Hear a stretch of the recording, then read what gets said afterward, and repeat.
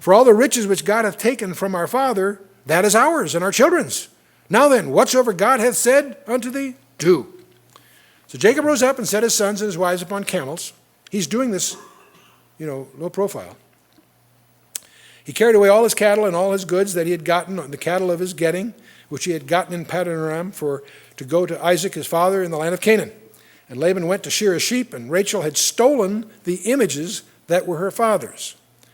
These are called teraphim, and they're little small figurines of deities. It's a pagan thing, and it shows the pagan influence in the Laban in that family. But there's something else that most people don't understand.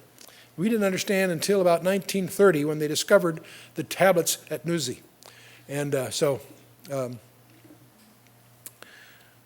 Nuzi Tablets, in about 1925, 4,000 clay tablets were discovered in a town that's substantially east of Haran, but in that region. And they're dated to about 1500 BC, roughly the time of all this going on. Teraphim, we learned several things from these tablets. We discovered these teraphim were evidence of property ownership. Yes, they had religious significance, but their legal significance was they represented a claim to the property.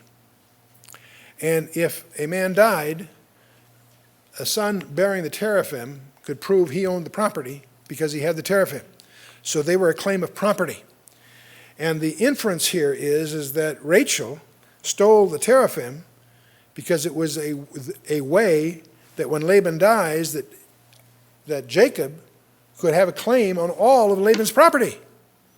That's what's really going to be going on here as this thing unfolds. A couple other things, that's why you'll discover when they finally settle, when Laban and Jacob settle, they're going to set a boundary marker, because that's an offset to the teraphim thing. Because teraphim will be lost. He doesn't know that Rachel has stolen them.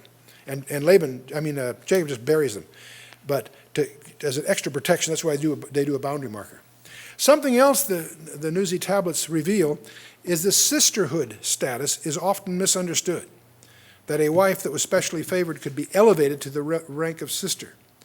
That doesn't excuse what happened, because that was done as a self-preservation technique, but it adds color that we need to understand to the style. Those are customs that were indigenous to Aram, and probably not known to Abimelech of the Philistines or Pharaoh of Egypt.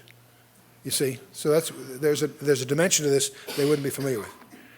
The other thing that the Nuzi Tablets document, it was very common to have surrogate motherhood by the maidservants. Maidservants were often brought into service to yield male heirs to the parent. And the Nuzi is about, it's just barely east of Mesopotamia, just on the other side of the Tigris.